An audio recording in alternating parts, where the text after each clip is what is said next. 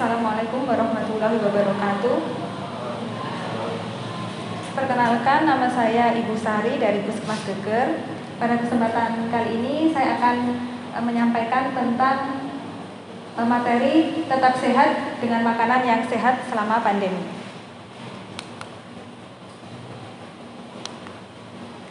Jadi ada beberapa faktor yang mempengaruhi status gizi seseorang. Yang pertama adalah gaya hidup, kemudian umur, status kesehatan, jenis kelamin, dan pengobatan yang sedang dijalani. Nutrisi yang optimal dan asupan gizi yang baik berpengaruh terhadap imunitas seseorang.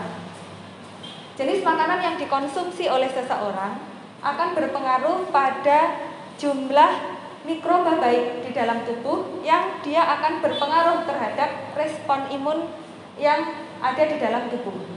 Sehingga cara terbaik untuk bertahan dalam kondisi pandemi adalah meningkatkan sistem imun di dalam tubuh. Kemudian, apa itu sistem imun? Sistem imun merupakan sistem pertahanan atau kekebalan tubuh yang memiliki peran dalam mengenali dan menghancurkan benda-benda asing atau sel abnormal yang merugikan tubuh kita. Sistem imun ini dipengaruhi oleh beberapa hal, sama seperti status gizi tadi. Yang pertama yaitu usia, kemudian gaya hidup, jenis kelamin, dan penyakit penyerta. Makanan dan gizi masuk dalam gaya hidup. Kekurangan gizi secara terus-menerus pasti akan berdampak pada meningkatnya terjadinya infeksi, proses penyembuhan yang lama, kemudian peningkatan terjadinya gejala dan komplikasi dari disfungsi sistem imun. Kemudian ini gastrointestinal barrier itu akan gastrointestinal barrier itu terdiri dari bakteri-bakteri yang baik, dan sistem kekebalan tubuh kita paling banyak itu 60% ada di sistem saluran pencernaan. Yang kedua adalah hubungan protein dan sistem imun. Penelitian menunjukkan bahwa defisiensi protein dapat berdampak pada penurunan sel imun, ketidakmampuan tubuh untuk membuat antibodi, serta masalah lain yang berhubungan dengan sistem imun. Kemudian sumber protein, ada protein hewani dan kemudian protein nabati. Protein hewani ada ikan, kemudian daging, telur, kerang. Kalau untuk protein nabati bisa dari kacang-kacangan berupa tahu tempe dan lain-lain. Kemudian beberapa sayur dan biji-bijian,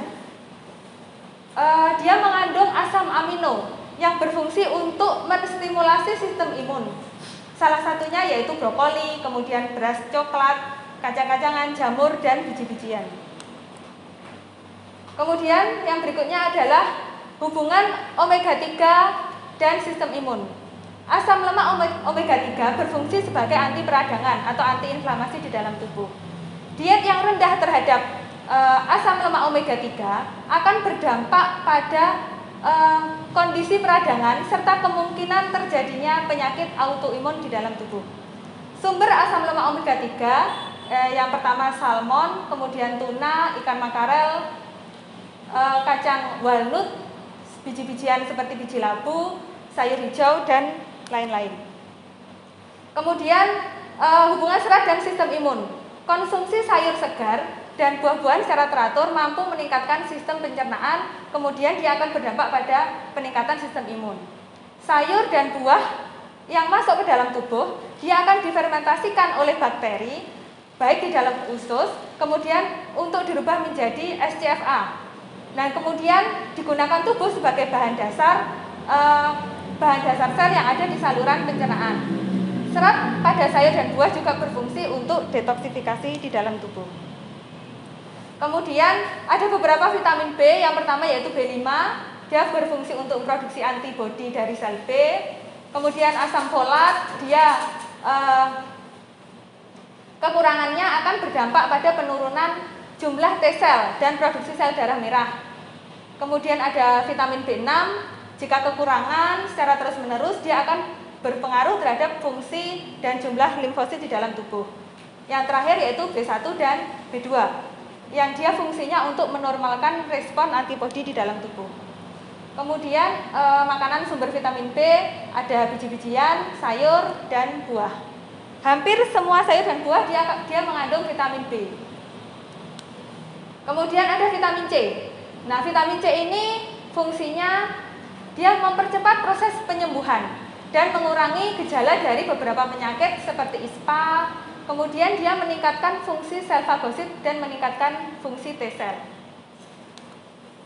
Sumber vitamin C, dia di sayur dan buah hampir semuanya juga mengandung vitamin C. Ada jeruk, brokoli, kemudian buah naga, pepaya, jambu biji, dan lain-lain. Kemudian ada vitamin A, E, dan K. Vitamin A ini adalah vitamin yang larut lemak.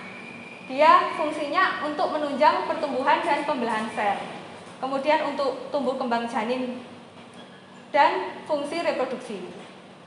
Kebutuhannya tidak terlalu banyak, cuma 0,5 sampai 0,6 mg setiap harinya. Yang mengandung vitamin A ada wortel, kemudian bayam, pepaya, telur, keju, dan lain-lain. Kemudian vitamin E ini dari dulu sudah terkenal sebagai zat yang mengandung antioksidan tinggi. Fungsinya dia untuk melindungi sel dari kerusakan. Untuk kebutuhannya hanya 15 sampai 20 mikrogram per hari. Nah, nutrisi bahan makanan yang mengandung vitamin E ada telur, susu, kacang-kacangan, kalau buahnya alpukat. Kemudian vitamin K. Vitamin K ini fungsinya untuk pembekuan darah serta memelihara kesehatan tulang. Kemudian untuk kebutuhannya 55 sampai 65 mikrogram per hari. Sumber bahan makanannya ada alpukat dan buah-buahan. Kemudian zinc. Nah, zinc ini fungsinya adalah dia untuk sistem kekebalan tubuh. Terus kemudian untuk anak-anak yang malnutrisi, dia juga membantu proses peningkatan status gizinya. Kemudian untuk kebutuhannya hanya 8 sampai 11 gram per hari. Kemudian untuk makanan yang mengandung zinc ada bayam, kemudian asparagus, jamur, aneka seafood, ayam, dan daging. Nah, kemudian ini adalah bahan herbal yang sekarang lagi in untuk meningkatkan sistem imun. Yang pertama adalah kayu manis. Kayu manis dia fungsinya adalah untuk anti-inflamasi, ya, dan kemudian dia mengandung sinamaldehid. Kemudian untuk bawang juga sama, dia fungsinya adalah sebagai anti-inflamasi. Yang ketiga adalah ginger atau jahe. Jahe sama, dia untuk antiinflamasi, kemudian dia juga meringankan saat banyak gas di dalam lambung. Kemudian yang terakhir adalah turmeric atau kunyit, ya. Kunyit ini dia fungsinya sangat banyak.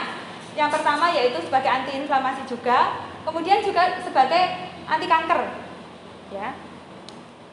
Nah, terus kemudian makanan apa yang harus dihindari agar sistem imun kita tidak turun?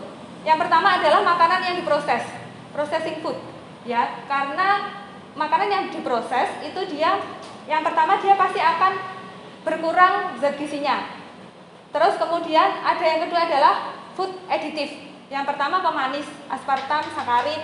Kemudian makanan yang mengandung sodium benzoat karena dia bersifat karsinogenik. Kemudian pengawet juga sama, yang mengandung BHA, BHT, dia juga karsinogenik. Kemudian MSG. Kurangi makanan yang mengandung trans fat. Kemudian bagaimana kita untuk meningkatkan sistem imun selama pandemi? Yang pertama, konsumsi protein yang adekuat. Protein ini bisa dari daging merah, ya, berarti daging sapi. Untuk porsinya 1 sampai 2 kali seminggu, ya. Maksimal adalah 2 kali seminggu. Kemudian untuk unggas, jadi unggas itu bisa ayam, bisa bebek, ya, telur, itu 2-3 kali per minggu.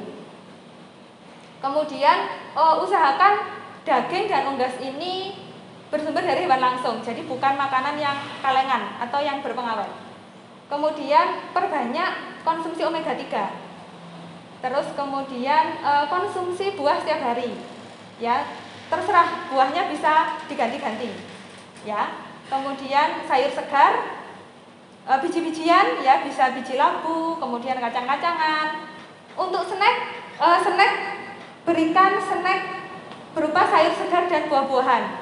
Batasi konsumsi snack yang makanan proses seperti keripik, kemudian junk food, itu dibatasi.